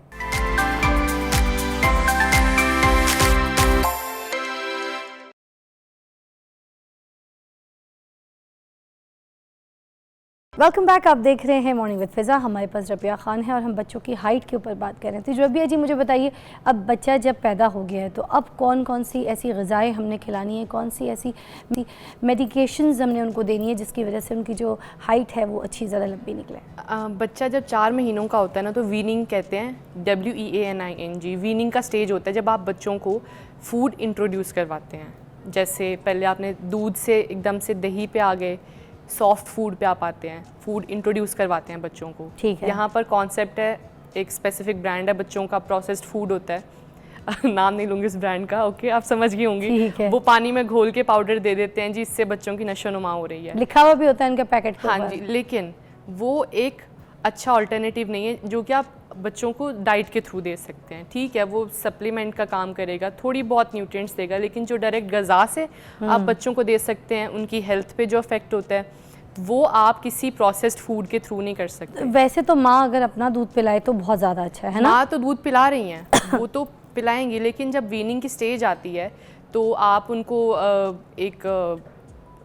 कोई भी मिक्सचर बना के दे देते हैं और अच्छा। वो कॉम्प्लीमेंट्री फीडिंग उसे कहते हैं। वीनिंग की स्टेज में हम मदर्स ये कोशिश नहीं करती हैं कि बच्चों को उबली हुई सब्जियां मैश करके अच्छे से दे दें। एफर्ट्स होती हैं थोड़ी, लेकिन ये है कि आपको करना पड़ता है अगर आप एक माँ हैं तो। दही दे दिया, उसके अलावा बनाना दे दिया मैश करके, और चिया सीड्स थोड़े थोड़े करके दही में डाल के दे दिए। अच्छा। हाँ, और ये चीज़ें बड़ी हेल्दी होती हैं। इसके अलावा फिज़िकल हेल्थ के अलावा, ग्रोथ के अलावा मेंटल हेल्थ पे भी बड़ा इम्पैक्ट होता है डाइट का। अच्छा। हमारी जो मदर्स हैं वो ग्रीन वेजिटेबल्स को इतना नहीं प्रेफर करती हैं, और वो साग या पालक है बहुत बेहतरीन है, high in fibre, high in minerals. वो मिनरल्स जो हमें कहीं और से नहीं मिल रहे, वो हमें उन ग़िज़ाओं से मिलते हैं जो हम इग्नोर किए बैठे हैं। फराल का उसकी जो ग्राइंड खिचड़ी बनाती थी ना मैं, जिसमें चावल, आलू उबला हुआ और उसमें उसका चिकन देसी थोड़ा सा उबला हुआ। अब घर में जो हमारा साग या पालक बनी हुई होती थी ना, तो मैं उसको भी थोड़ा सा 1 चम्मच डाल के ग्राइंड कर लेती थी। तो लोग मुझे कहते थे कि बच्चे की जो पॉटी, डॉक्टर्स वगैरह भी मुझे कहते थे बच्चे की जो पॉटी वो ग्रीन इसलिए आ रही है कि आप कुछ ऐसा कुछ खिला रही हैं जो बच्चे की पॉटी ग्रीन आ रही है। मैं फिर बताती थी उनको कि पालक साग जो बना हुआ था मैंने थोड़ी सी खिचड़ी में ग्राइंड करके ना दे दिया, और शौक से खा लेती थी। और ये चीज़ बड़ी नॉर्मल होती है कि बच्चे जो जिनका पूप का कलर है वो खाने के लिहाज से है, लेकिन माएँ परेशान हो जाती हैं। उससे कोई मसला नहीं होता है ना? क्योंकि मैं हुई थी, मैं डॉक्टर्स के पास लेके जाती थी। तो वो ये जो डाइट आप अब जैसे आप बनाना देंगे तो थोड़े थोड़े फाइबर्स आपको बच्चों की पूप में फील होंगे कि आपको लगेगा पता नहीं कोई क्या चीज़ आ गई है, बच्चे को इन्फेक्शन हो गया। लेकिन खास तौर पर पॉटी का रंग देख के आप घबरा जाते हैं यार है कि है कितना है। तो ये होता है बिल्कुल। अच्छा ठीक है, घबराना नहीं है, वो बच्चों के लिए ज़रूरी है, स्पेशली उनकी हाइट वगैरह। बिल्कुल। और वीनिंग के बाद हमारी कॉम्प्लीमेंट्री फीडिंग आती है, यानी आप दूध माँ पिला तो रही हैं, लेकिन उसके बाद आपने बच्चों को थोड़ा चावलों से इंट्रोड्यूस कराना है, थोड़ी रोटी से इंट्रोड्यूस करवाना है, दलिया इंट्रोड्यूस करवाएं। कुछ लोग कहते हैं चावल खाने से कद रह जाता है, रोटी खाओ रोटी से कद लंबा होता है, क्या ये बात में सच्चाई है? नहीं, चावल भी कार्बोहाइड्रेट्स है, रोटी भी कार्बोहाइड्रेट्स है, लेकिन चावलों में कम फाइबर होता है, रोटी में ज़्यादा फाइबर होता है। अच्छा। तो ये है कि रोटी जो है ना, जो होल ग्रेन व्हीट की है, रोटी इसलिए प्रेफर की जाती है, आपका पेट भी भर जाता है एक चपाती से। चावलों की 2 प्लेट खा लें फिर आप कहते हैं हुन रोटी खानी है तो वो ये होता है कि चावलों से पेट नहीं भरता, लेकिन एक चपाती से आपका पेट भरता है, आपको फाइबर मिलता है, आपको कार्बोहाइड्रेट्स मिलते हैं। तो ये चीज़ है कि चावलों और रोटी का कंपैरिजन किया जाए तो रोटी को इसलिए प्रेफर करते हैं। अच्छा, सारा दिन में जैसे अगर 5-6 साल का बच्चा है तो कितनी रोटी उसको खिला सकते हैं, किस साइज़ की? 5-6 साल का वैसे तो 6 to 8 सेंटीमीटर उसका रेडियस होना चाहिए, तकरीबन इतनी गोल। ये जो 2 हाथ का गोला है हमारा, बस दैट्स इट। इतनी एक टाइम पे वो खा सकता है तो ठीक है, वरना आपने रोटी के अलावा, अच्छा फिज़ा आपकी माशाल्लाह बेटी है, आप करती होंगी एफर्ट्स के रोटी नहीं खा रहा तो रैप बना के दे दिया, उसी रोटी के अंदर कुछ जो सब्जियां हैं वो डाल के, केचप डाल के, बच्चों को केचप बहुत पसंद होती है। अच्छा नहीं, फराल तो उल्टा पैदा हुई है, उसका तो डिस्कस भी करना मुझे लगता है बिल्कुल गलत है। वो गोभी, बैंगन, आलू और पता नहीं कद्दू, करेले और वो पता नहीं कौन कौन से पालक, साग तो चाट चाट के खा जाती है, वो कढ़ाई में बचता ही कोई नहीं, छुपाना पड़ता है। बहुत लकी हैं माएँ बेचारी, एफर्ट्स कर कर के चीज़ें खाती है। और कच्ची सब्जियां, आज भी लड़के स्कूल से मतलब कि कच्ची सब्जियां दें, कच्चे फल दें, वो लेके गई है। कल उसके लिए आलू के कबाब बनाए हुए थे, उसमें चिकन उसको पसंद नहीं, उन्हें डलवाती। तो वो जो मैंने खाया है ना उसके अंदर आया है। मैं एक बात बार बार लोगों को, अपनी बेटी की मिसाल इसलिए देती हूँ कि मैंने एक चीज़ नोट की है, मैंने फराल पे एफर्ट नहीं की। मैं आपको स्वेयर बता रही हूँ, मैंने नहीं की, क्योंकि मैं बहुत बिजी हूँ। लोगों को लगता है मैं उसको बहुत टाइम देती हूँ, मेरी वीडियोस देख के। मैं नहीं दे पाती उतना टाइम जितना मैं देना चाहती हूँ। फ़ायदा पता है क्या हुआ मुझसे? मैं तो नादान थी, मगर नादानी में अल्लाह ताला ने मुझ पर कोई शफ़क़त कर दी। हुआ ये कि जो चीज़ें मैं खाती थी ना, वो फराल के साथ प्लेट में शेयर रख के खाती थी। उससे फ़ायदा ये हुआ कि जो सब्जी मैं खा रही हूँ वही उठा के वो खा ले। बच्ची थी, हैबिट डेवलप हो गई, उसकी हैबिट। अब वो बाहर की चीज़ें नहीं खाती है, बल्कि मैं जब सफ़र पे जाती हूँ मैं बहुत परेशान होती हूँ, किसी तरह कुछ खाए, पिज़्ज़ा खाए, कोई चीज़ खाए तो मैं ईजी हो जाऊँ, मेरे लिए मुश्किल होता है। और ये बात भी होती है कि हैबिट्स के थ्रू आपके बच्चों की ग्रोथ नहीं हो पाती है। पीयर प्रेशर में आके वो बच्चे उधर सोडा पी रहे हैं, आपका बच्चा भी कहेगा मम्मा मुझे भी सोडा पीना है, बिल्कुल हाइट गिराएगा, क्योंकि हमारी हड्डियां जो हैं वो खोखली कर देती है जो सोडा है। जितनी भी ड्रिंक्स हैं जहर है आपके मैदे के लिए, सुने आपकी हड्डियां खोखली हो जाती हैं। बोन डेंसिटी आजकल के बच्चों की 70 to 80% है। ये मैं टीनेज की वजह से, सोडास की वजह से उनकी हड्डियों से जो कैल्शियम निकल रहा है, और ये सारा कुछ जो है कोई बता नहीं रहा। सोडास को प्रमोट किया जा रहा है, लेकिन कोई इस बारे में क्यों नहीं बात कर रहा कि ये जहर है, हमने नहीं ये चीज़ खानी। हम बसों के इंतजार में स्टॉपों पे कितनी देर देर तक खड़े होते थे, तो आज का बच्चा जो है स्कूल से गाड़ी तक उससे चला नहीं जाता, वो तो चीखे मारता है इस वजह से, क्योंकि उसकी हड्डियाँ कमज़ोर हैं। और आपको पता है एवरेज एज जो पाकिस्तानी की 60 इयर्स थी, 35 to 40 इयर्स, आजकल के 29 साल के लोगों को हार्ट अटैक हो रहा है। क्यों? Dietary habits. तो अब जब ये बच्चे की हड्डियां कमज़ोर हैं तो हाइट कैसे बढ़ेगी फिर? यही तो मसला है। दूध भी आजकल एक प्रॉपर सोर्स नहीं है। एक सोयाबीन होता है, आपने सुना होगा सोयाबीन्स का, जिसे हम लोबिया कहते हैं। ठीक है। ये रिच इन प्रोटीन होता है, प्रोटीन इसमें बहुत ज़्यादा होता है, इसमें कैल्शियम बहुत अच्छी मिकदार में होता है। हड्डियों के लिए प्रोटीन चाहिए, कैल्शियम चाहिए, लेकिन मसल्स के लिए ना आपको प्रोटीन चाहिए होता है। यानी हड्डी के ऊपर आपका जो गोश्त है, मसल है, ये दोनों आपकी ग्रोथ को इम्पैक्ट करते हैं। आपको प्रोटीन भी चाहिए, आपको कैल्शियम भी चाहिए, और कैल्शियम को एब्जॉर्ब करने के लिए विटामिन डी भी चाहिए। कैल्शियम और विटामिन डी बहन भाई हैं। बिल्कुल, तो ये दोनों अगर एक नहीं होगा ना तो दूसरे को नुकसान होगा। अच्छा, जैसे ये सिरप्स आते हैं बायो ग्रोथ टाइप के, और भी बहुत से ऐसे मल्टीविटामिन सिरप्स हैं जो बाजार में मिलते हैं, उस पर लिखा होता है स्पेशली फॉर किड्स हाइट। जी। तो क्या इस तरह के सिरप्स ऐसे मल्टीविटामिन बच्चों का स्टार्ट करवा सकते हैं, और करवा सकते हैं तो किस एज में? अच्छा, ये जो सिरप्स होते हैं ना, ये उन बच्चों के लिए हैं जिनकी अगर आपने ब्लड टेस्ट कराए हैं, सीरम कैल्शियम और विटामिन डी का टेस्ट होता है। अगर आपको लगता है आपके बच्चों में कमी है तो ये लाजमी करवाएं। ब्लड टेस्ट होता है, इसमें अगर आपकी जो रेफरेंस वैल्यू उससे कम आ रही है तो आप वो सिरप शुरू करवा दें फ़ौरन से। बहुत ज़्यादा अगर कम वैल्यू, डॉक्टर के रिकमेंडेशन के बगैर नहीं, क्योंकि देखें आपका जब तक ब्लड टेस्ट नहीं होगा पता नहीं चलेगा आपकी बॉडी में किन मिनरल्स की कमी है। तब तक औरतें तो इसी तरह बात करती हैं। फार्मेसी वाले के पास हम गए थे, वहाँ से हमें बड़ा अच्छा सिरप मिला बच्चों का, मल्टीविटामिन, उसमें देखा है क्या क्या विटामिन हैं। वो बस पीछे पढ़ लेती हैं, A to Z D C B सब विटामिन हैं, वो पिलाना शुरू। और ये गलत लिखा है वो बच्चों की ग्रोथ के लिए, तो वो इस तरह के कोई ग्रोथ सिरप कोई काम नहीं करता। असल में अगर आपकी बॉडी में वो चीज़ें पहले से पूरी हैं तो वो टॉक्सिसिटी यानी ज्यादती की तरफ जा रही हैं, और उससे बच्चों को फिर पथरी का मसला होता है, जिगर के मसले होते हैं, और मैदे के मसले होते हैं, और आंतों के जो मसले होते हैं वो इस वजह से होते हैं। इस एज से बच्चों को शुरू। हाँ बिल्कुल। तो अब आखिरी में मैं पूछना चाहूँगी, और कोई ऐसी टिप जो हाइट के लिए आप देना चाहती है तो जी प्लीज दीजिए। आपने बांस की रूट्स के बारे में सुना होगा, बैम्बू। हाँ, बैम्बू की रूट्स होती हैं, ठीक है, वो आपको किसी भी पंसार की दुकान से मिलेंगी। मैंने साहिर भाई को भी दी थी। वैसे साहिर भाई का अब तो कद लंबा नहीं होने वाला, नहीं, तो वो बच्चे के से बड़े हो गए। वो किसी के लिए उन्होंने पूछा था तो उनको मैंने दी थी। अच्छा। वो आपने कटवाना बड़ा मुश्किल होता है उनको, आपने ना 2-2, 4-4 इंच की उसमें कटवा लेना है, और उसका 1 कप पानी में डाल के जब वो आधा कप रह जाए उसका कावा बना के देना है बच्चों को। ये आप 5 साल से 7 साल की उम्र के बच्चों को दे सकते हैं। 2-3 घूंट दे दें बहुत है। शहद वहद डाल के भी उनके शहद वहद डाल के बिल्कुल टेस्ट हो जाए, क्योंकि वो थोड़ा कड़वा होता है। तो ये है कि बच्चे पीते हमने नहीं कितनी देर उसका अर्क निकालना है? जब तक 1 कप आधा कप ना रह जाए। अच्छा, ठीक है, यानी उसकी रेशो 1 से हाफ हो जानी चाहिए। ठीक है। तो उससे ये होगा कि ग्रोथ इंशाल्लाह होगी। और नाशपाती भी दें बच्चों को, और उसके अलावा बच्चों को स्ट्रेस फ्री इन्वायरमेंट में रखें। ठीक है। बड़े बड़े बस्ते दिए होते हैं बच्चों को, उनके वजन से ज़्यादा उनके बस्ते बड़े हैं, बस्तों की वजह से तो भी हाइट बैग्स की वजह से भी हो जाती है की वजह से। ये आखिर में दोबारा बता देती हूँ, जो बांस आपने कौन सा वाला? बैम्बू जो होता है, बैम्बू, उसकी रूट्स, जड़ें, कोई भी जो बैम्बू का जो रूट्स होती हैं, उसकी रूट्स पंसारी की शॉप से आपको मिल जाएंगी। वो आपने कोई 1 चम्मच के हिसाब से, बड़ा खाने का 1 चम्मच, हाँ जी, ठीक है, उस हिसाब से आपने पानी में डालना है। जब 1 गिलास का आधा गिलास रह जाए, उसका अर्क निकल जाए, थोड़ा सा पक जाए, बॉइल्ड हो जाए, तो उसको छान के आप थोड़े से शहद के साथ उनको टेस्ट के हिसाब से बच्चों को पिलाइए। और ये रोज़ की, हाँ जी, है ना, तो ये आप रोज़ पिला सकते हैं। जिसको आपको लगता है कि आपके बच्चों की हाइट नहीं बढ़नी, तो फिर 4 साल या 5 साल की उम्र के बच्चों को आप ये पिलाना शुरू कर दें। उसके बाद बच्चों की हाइट की परेशानियाँ इंशाअल्लाह ताला अल्लाह चाह तो दूर हो जाएगी, आपके बच्चे भी लंबे कद के होंगे। थैंक यू सो मच, आपकी तशरीफ आवरी का बहुत बहुत शुक्रिया। Will see you after break.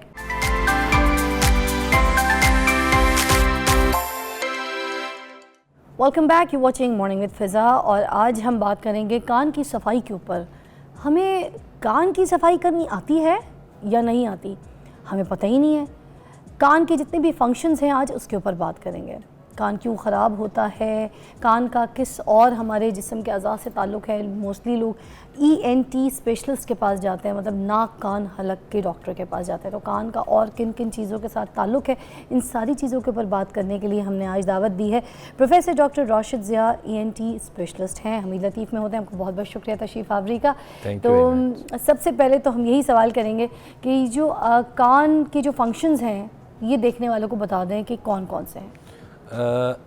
इंसान अल्लाह मियाँ की बेहतरीन मखलूक है, और इंसानी फेस कहा जाता है मेडिकल साइंस में कि मास्टर पीस ऑफ गॉड। इसका मतलब ये है कि हमारे जिस्म का सबसे खूबसूरत तरीन एरिया, रीजन फेस है।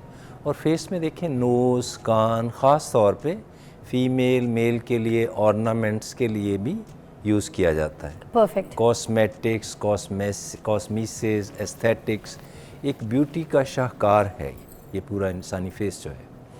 कान सुनने के लिए भी है, एक छोटी सी विस्पर भी सुनाई देती है, बहुत हाई फ्रीक्वेंसी 2000 20,000 से ऊपर किलोहर्ट्ज़ पे भी सुनाई देता है। बिल्कुल। और उससे ज़्यादा इतना ही इम्पॉर्टेंट फंक्शन फ़िज़ा है जिसमें हमारा बैलेंस कंट्रोल होता है। अच्छा। जिसका आम बंदे को नहीं पता। कान के अंदर जो सिस्टम लगा है वो सुनने के जितना इम्पॉर्टेंट ये है कि हमें बिल्कुल एक्यूरेसी से मिली सेकेंड्स के हिसाब से हमारा कान का अंदरूनी हिस्सा हमारे बैलेंस को कंट्रोल करता है। हमारे बैलेंस को कंट्रोल करता है? बैलेंस को हमारी इस वक्त जब हम बैठे हैं तो हमारी बॉडी के पार्ट से और स्पेशली इंटरनल ईयर से मुस्तकिल इम्पल्सेस आ रही हैं ब्रेन के लिए कि हम फुल्ली बैलेंस्ड हैं, हमें कोई नौजिया नहीं, हार्ट संकननेस नहीं, मैं बिल्कुल रिलैक्स बैठा हूँ। अच्छा। अगर मुझे थोड़ा सा भी स्वे की फीलिंग आएगी तो आई विल बी अपसेट। हाँ। और थोड़ी सी ज़्यादा मुझे फीलिंग आएगी इम्बैलेंस की तो मुझे नाजिया, वोमिटिंग, दिल ख़राब होने लगेगा। राइट, ठीक है। तो कान के अंदरूनी हिस्सा हमारे बैलेंस को ना कि बैठे हुए, भागते हुए, चलते हुए, सीढ़ियाँ चढ़ते हुए एक्यूरेसी से, नॉट सेकंड्स, मिली सेकंड्स के हिसाब से एक्यूरेसी से बैलेंस कंट्रोल किया जाता है। तो डॉक्टर साहब ये जो हमें नौजिया और गला ख़राब ये सब कुछ जो होता है, हार्ट सेंग, ये सब कुछ हमारे कान के साथ जुड़ा हुआ है? अगर कान ख़राब हो तो ये सारी चीज़ें? बहुत आम फ़िज़ा बीमारी है जिसका नाम लिया जाता है मोशन सिकनेस। कुछ लोगों को फैमिली में या बहुत सारे लोगों को बस में सफ़र करते, गाड़ी में सफ़र करते, स्पेशली माउंटेनस एरिया में, या जहाज़ जब टेक ऑफ करता है, लैंड करता है तो कान में एक ब्लॉकेज कुछ लोगों को फील होती है। हाँ, तो ये सारा लिफ्ट में दिल ख़राब हो रहा होता है। एग्जैक्टली, ये सारा कुछ कान के इंटरनल ईयर के बैलेंस या इम्बैलेंस की वजह से होता है। अच्छा, क्या बात है, ये सारी चीज़ें तो हमें पता ही कोई नहीं। ये इतनी एक्यूरेसी से है कि मेरे इस वक्त बॉडी में पूरे सेकंड से इम्पल्सेस आ रही हैं, लेकिन ब्रेन के अंदर जो इम्पल्सेस कान भेज रहा है वो मिली सेकंड के हिसाब से एक्यूरेसी। जितने भी जिम्नास्टिक्स हैं, ओलंपिक्स हैं, विंटर समर ओलंपिक्स, उसमें जो एक्यूरेसी है वो मिली सेकंड के हिसाब से।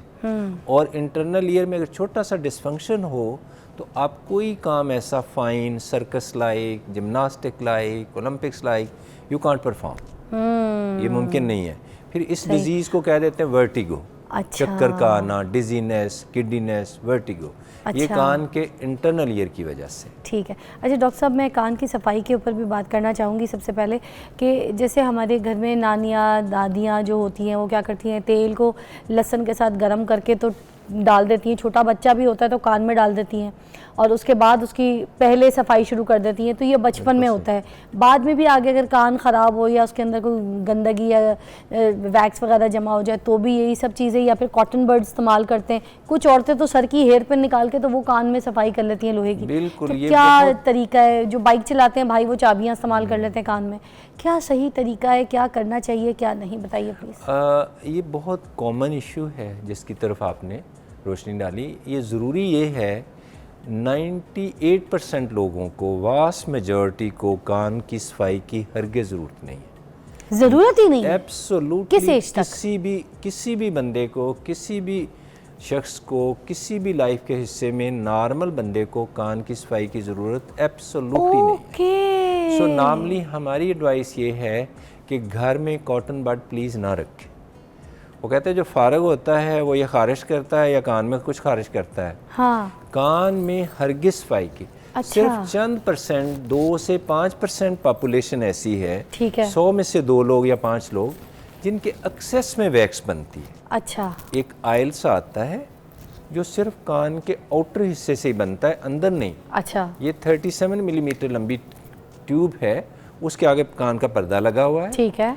तो ये बाहर के हिस्से में गेट वे में, जैसे हमारे गेट घर के बाहर है, उसके अंदर एक फ्यूमिगेंट निकल रहा है, एक आयल निकल रहा है, इसको लॉन्ग चेन फैटी एसिड कहते हैं। ठीक है। ये एंटीसेप्टिक है, ये जरासीम को मारता है, ठीक है। ये फंगस को ख़त्म करता है, ये नामल वहाँ चाहिए। इसका मतलब ये फायदेमंद है। एब्सोल्युटली। इसको निकालना नहीं है, इसको ये ब्यूटी है कि इसकी ऑटोमेटिसिटी है।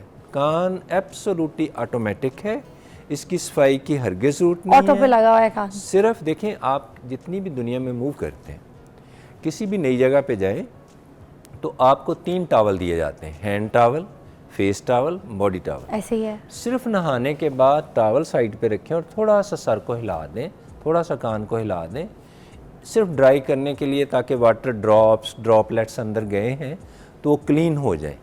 अदरवाइज़ कान के अंदर जाके किसी भी चीज़ की, वो कॉटन बड भी हो, अमेरिका की बनी भी हो, फेरना एक प्रॉब्लम को इनवाइट करता तो ये तो पूरी दुनिया से पे लगी हुई है। जैसी नहा के निकलती है तो कहते हैं कान में पानी घुस गया है, कॉटन बड साथ घुसा लेते हैं।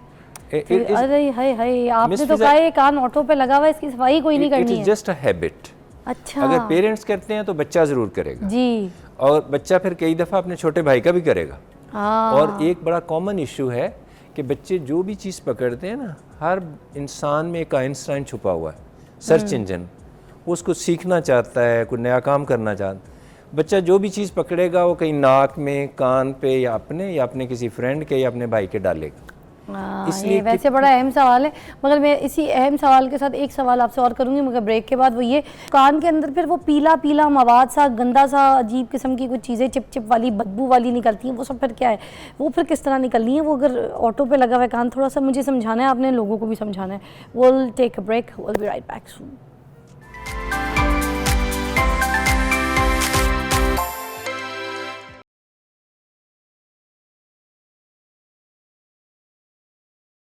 Welcome back, you watching morning with Fiza. और हम बात कर रहे थे डॉक्टर राशिद साहब से कान के ऊपर। ये जो कान के अंदर, मैं पूछना चाही थी, गंदी सी एक चिपचिपाहट सी, पीली पीली सी, अजीब सी, जैसे कोई पस सी कोई चीज़ होती है और उसकी स्मेल भी बहुत बुरी होती है। तो वो फिर कैसे निकालनी है? कुछ लोगों को कान से बदबू भी आ रही होती है उसी वजह से, तो वो ये सब क्या होता है? ना, कान में जो बाहर हेयर्स होते हैं वो आम तौर पे शुरू में बहुत ब्लॉन्ड होते हैं, बहुत थिन, बहुत थोड़े से।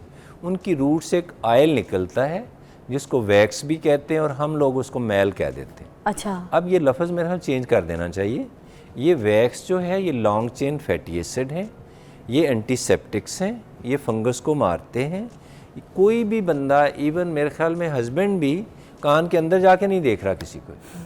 अब और हम बच्चे के कान में अंदर जाके देखने की कोशिश भी ना करें। मोस्टली लोग फ्यू फीट से देखते हैं और इसकी कोई स्मेल नहीं होती। अच्छा। जब आप बिल्कुल उसको पकड़ के कुछ ना कुछ करेंगे when you are timely free, तो मे बी आपको एक नहीं फील आए। मतलब कभी कभी होता है कान में ऐसे उंगली ऐसे खुजलाओ और फिर सूंघो तो normally it is yellow in colour, ये वक्त के साथ ब्राउन हो जाती है। अच्छा। और देर पड़ी रहे तो डार्क ब्राउन हो जाती है। हमें सिर्फ एक काम करना है, नहाने के बाद कोई भी कपड़ा लेके, टॉवल लेके थोड़ा सा ड्राई कान पे रख के, या ओके। फिर भी आपको फीलिंग आती है तो लड़कियों के पास तो बहुत अच्छा हेयर ड्रायर होता है।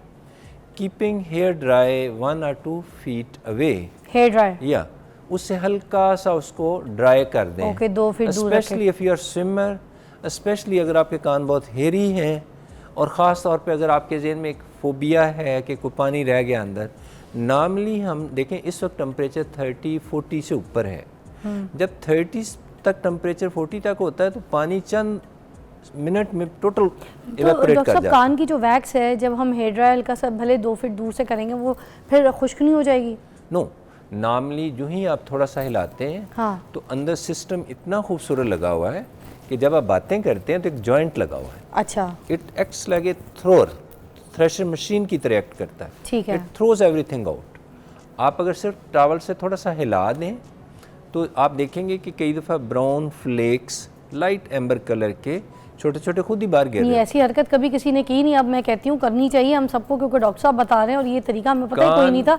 तो अब ये तरीके से करके देखिएगा तो ज़िंदगी में फ़र्क लेकर आइए, क्योंकि हम ही अपने कान खुद ख़राब कर रहे हैं। डॉक्टर साहब मुझे एक और सवाल का जवाब दीजिएगा कि जब कान के अंदर पानी चला जाए, मोस्टली स्विमिंग करते हुए चला जाता है, नहाते वक्त भी कभी कभी चला ही जाता है कोई फजूल ऐसे तरीक़ों से, तो अब मुझे बस इसका जवाब दे दें कि अगर चला गया पानी फिर क्या तरीका है? और कुछ लोग तो हत्ता कि ये भी करते हैं कि सोप लगा के उसको बाहर से और सफाई करने की।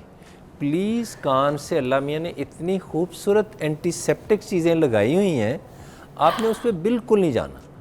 कान को नेचर ने, पूरी दुनिया में सिस्टम क्या है, आँखों को कानों को 6 माह बाद चेक करवा लें। अच्छा। अगर आप 6 मंथ्स पे नहीं करवा सकते, साल में एक दफ़ा तो ज़रूर करवाएं। अक्सर लोग हमारे पास आते हैं, वो जी 10 साल बाद आज कान दिखा रहे हैं, या ज़िंदगी में पहली दफ़ा कान बंद होगा, आँख में दर्द होगी, आँख रेड होगी तो हम दिखाएंगे।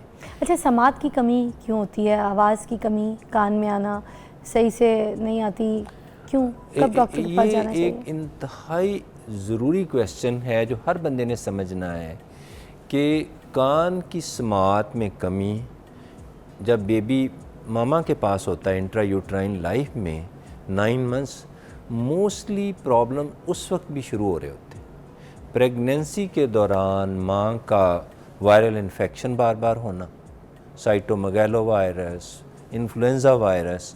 इन्फ्लुएंज़ा वैक्सीन एक बहुत बड़ी ब्लेसिंग है।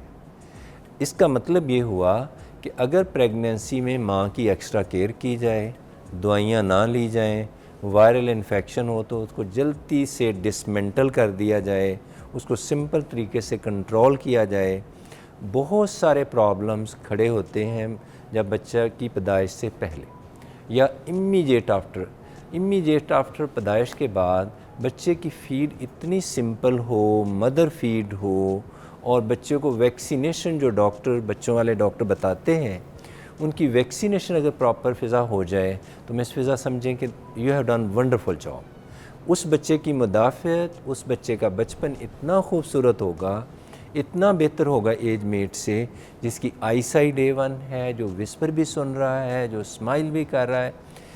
उसके बाद आता है कि कभी भी इन्फेक्शन हो, वो टाइफाइड हो, सिंपल हो, टीबी हो, प्लीज़ इमीडिएट डॉक्टर को दिखाएं।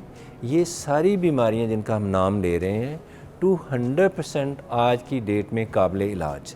अच्छा। अगर इनका इलाज करवा लिया जाए तो very few people will be there. इस वक्त 600 मिलियन से ज़्यादा लोगों को हीयरिंग का मसला है, और इनसे वास्ट मेजॉरिटी वो हैं 90% जिनको 100% ठीक किया जा सकता है। अच्छा। किसी मेडिसिन से, किसी अद्वियात से, किसी छोटी सी सर्जरी से। अच्छा। जैसे कान के पर्दे में बचपन में हम सब के कभी ना कभी इन्फेक्शन हुई थी, जिनके पेरेंट्स थोड़े समझदार थे उन्होंने टाइमली पूरी ट्रीटमेंट दे दी, वो 100% ठीक हो गए।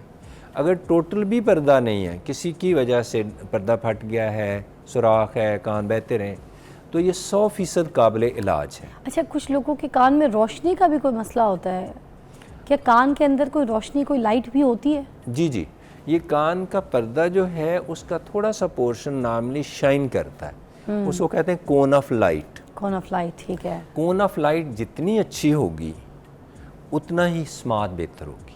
अच्छा, इसका मतलब पर्दे के अंदरूनी हिस्से में और पर्दे के बैरूनी हिस्से में इस वक्त जिस हवा में हम सांस ले रहे हैं 760 मिलीमीटर मरकरी प्रेशर ठीक है, हवा का मौजूद है। ठीक है, ये कान के अंदरूनी हिस्से में भी मिस फिजा होना चाहिए, ठीक है, और बाहर भी होना बाहर भी। चाहिए। अच्छा, एक ब्रेक लेते हैं, ब्रेक के बाद वापस आएंगे तो मैं आपसे यही सीखो लैब को कहूँगी कि प्लीज़ बताइए अभी जो कान के पर्दे में जहाँ पे ये पीछे और आगे लाइट अगर पर्दे के ऊपर कम पड़ रही है तो क्या इसकी लाइट को ठीक किया जा सकता है, इसकी लाइट की कमी को पूरा किया जा सकता है? After the break.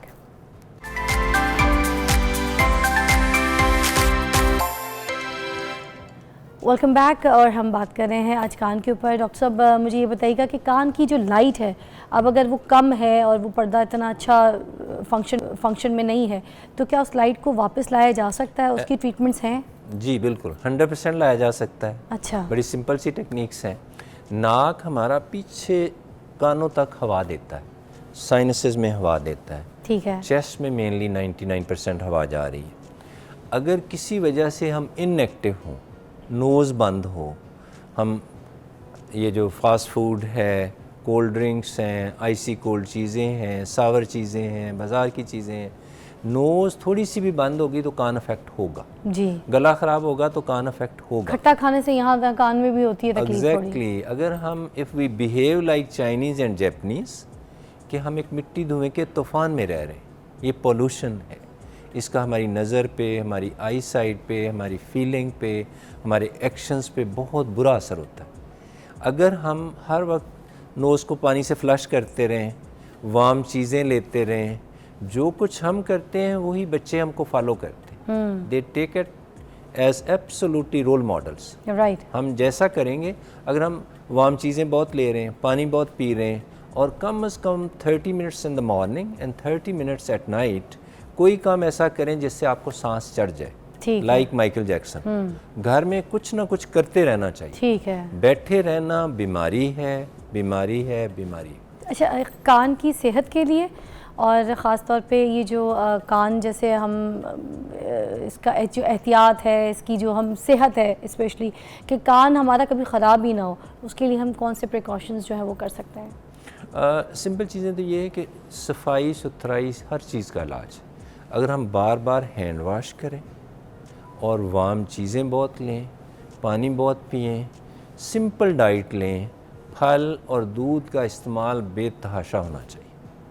जितनी भी फास्ट फूड है, बंद डिब्बों में चीज़ें हैं, केचप एंड मुख्तलिफ़ किस्म की चीज़, माजरीन, ये हेल्दी नहीं है, इससे एलर्जी होती है। और इसके साथ अगर आप हर वक्त वार्म चीज़ें ले रहे हैं और आप मिट्टी धुएं के तूफ़ान से जब घर पहुँचें, या अच्छे तरीके से वज़ू कर लें या लंबा सा स्टीम बाथ ले लें। अच्छा, ये परफेक्ट है। और सोने से पहले दोपहर रेस्ट करनी है या रात रेस्ट करनी है, कोई चीज़ ऐसी वार्म लें जिससे गले की थोड़ी सी टकोर हो जाए। और गले के साथ वो कान क्योंकि शामिल है, तो वो फिर टिकोर आपके कान में भी हो जाएगी। दूध पीना, दूध की बनी चीज़ें लेना सोने से पहले is a perfect for everybody. अच्छा डॉक्टर साहब, मुझे ये भी बता दें कि ये जो हमारे स्पेशली जो कान है, ठीक है, इसके लिए मैं एक सवाल जो शुरू में भी करना चाही थी कि जो तेल डाल के, लहसुन डाल के, ये जो ऐसे कि कान की ताकत भी होगी और दर्द भी ख़त्म हो जाएगा, मित बनी हुई हर घर में होता है, हर घर में। ख़ास तौर पे दकियानूसी भी जो ख्यालात हैं उनको भी आगे आपको पता रखा जाता है। हर चीज़ की मित बना दी है, मॉडर्न भी लोग कर रहे होते हैं, फिर हर तबका कर रहा है। मुझे बताएं इसका क्या फ़ायदा है, क्या ये करना चाहिए या इसके कोई नुकसानात हैं, तो प्लीज़ बता दें। नॉर्मली ऑयल या कोई भी चीज़ कान में नहीं डालनी चाहिए। अगर किसी की स्किन ड्राई है, इरिटेशन, डिस्कम्फर्ट फील आती है, तो medical science only believes in olive oil. Olive oil के चंद कतरे कान में 2 या 3 कतरे 15 दिन बाद, 1 मंथ के बाद डाल सकते हैं। Simply, but temperature should be body temperature. हमारी बॉडी टेम्परेचर है 37 सेल्सियस। जैसे थर्मामीटर पे 98 फ़ारेनहाइट लिखा हुआ है। ना गर्म हो ना ठंडा हो।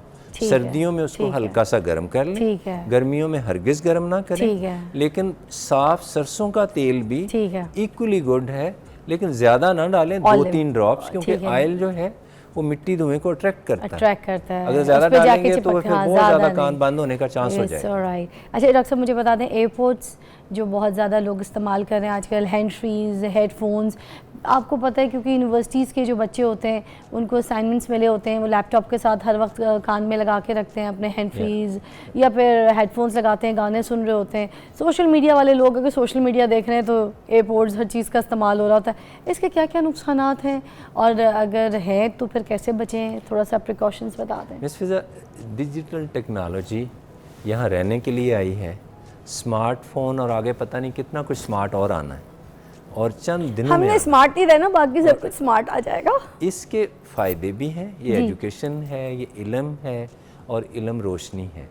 लेकिन miss use of something, WHO ने पिछले 2-3 सालों में लगातार कहा है कि ये स्मार्टफोन, डिजिटल चीज़ें जो हम फेस पे अप्लाई करते हैं सुनने के लिए, ये सारी कान के अंदरूनी हिस्से को डैमेज करती।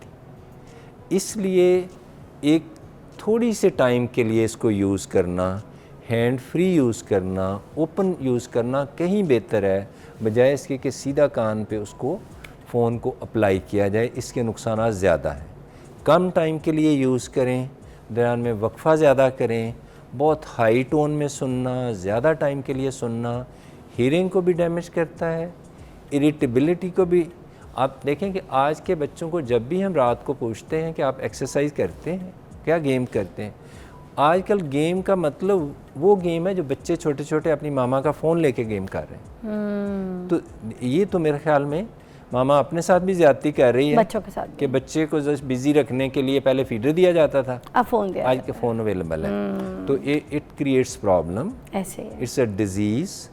इससे अच्छा, अब बच्चों की आपने बात कर ली तो एक सवाल आखिरी में आपसे करना चाहूँगी कि बच्चे गलती से अगर अपने शरारती बच्चे होते हैं, कोई कान में चीज़ डाल लेते हैं, ठीक है, या फिर कोई कीड़ा भी, हवाई कीड़ा कान के अंदर ऐसे चला जाए, बच्चे बाहर खेल रहे हो कुछ कर, तो क्या करना चाहिए? घर में कोई फर्स्ट एड है या फिर फ़ौरन डॉक्टर से जो करना चाहिए? अगर तो लिविंग ऑब्जेक्ट गई है ना, इंसेक्ट गया है, मच्छर है, मक्खी है, या कोई पेनफुल चीज़ है, रेयरली ऐसी भी चीज़ है जो अंदर बाइट करती है, तो इमीडिएट आपको बिल्कुल रैश ना करें, तंग ना हो।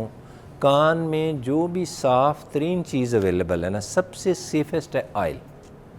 साफ़ ऑयल सरसों का अवेलेबल है या आपके पास ऑलिव ऑयल अवेलेबल है एक्स्ट्रा वर्जन, आप 5-6 ड्रॉप्स डालें, वो डेड हो जाएगा या फ्लोट होके बाहर आ जाएगा। आपकी मेन मिजरी पेन तो ख़त्म हो, चाहे वो इंसेक्ट हो, ऐसे मक्खी शक्की कोई भी चीज़ हो, कुछ भी हो। तो आप कहीं मतलब कोई बंदा मरी फिर रहा है, बूरबंद फिर रहा है, घर से दूर है, किसी घास पे लेटा हुआ था, डोंट वरी एट ऑल। पानी मिले साफ़ पानी, वैसे नहीं, वो आप डाल दें। ऑयल मिले वो सुपीरियर है, बहुत बेहतर है। ऑलिव ऑयल सबसे सुपीरियर है। आपका मेन मसला वो डेड भी हो गया और वो फ्लोट करेगा, वो बाहर आ जाएगा, ठीक है।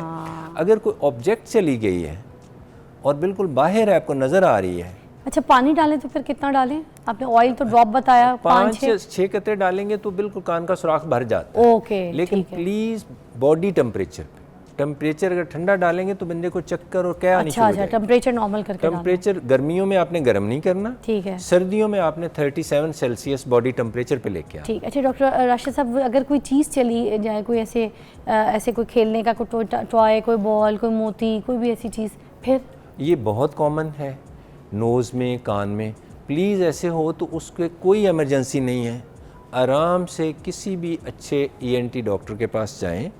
मैग्नेट्स अवेलेबल होते हैं, वो बाहर ही लगाते हैं, उसी टाइम पे उसको बाहर ले आते हैं। अच्छा, अगर आप खुद से कुछ मैकेन की मैनिपुलेशन करेंगे इस पे कोई कहानी नहीं तो करनी, जाके सीधा बिल्कुल खुद करना। ये एक MBBS डॉक्टर का ये काम नहीं है जी, ये स्पेशलिस्ट का काम है। इसमें आपका पर्दा 100% बचा रहेगा। ठीक है। अगर आप थोड़ा सा भी पंगा करेंगे, उसके साथ मैनिपुलेशन करेंगे तो महंगा पड़ जाएगा। 50% चांस है कि पर्दा डैमेज हो गया, अब ये लंबा काम पड़ जाए। जी, thank you Rashid Zia doctor साहब, बहुत बहुत शुक्रिया आपका।